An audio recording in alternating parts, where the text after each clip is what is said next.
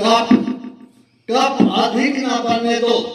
अगर कफ सीमा से बाहर निकल गया तो नाड़ियों में घुस जाएगा और सांस नहीं ले पाओगे। इससे ही कैंसर बनता है। इसका बचाव, तुलसी पत्ते का प्रयोग करो। दोपहर में 100 ग्राम दही खाओ। सुबह घूमो और योग करो। जय श्री राम।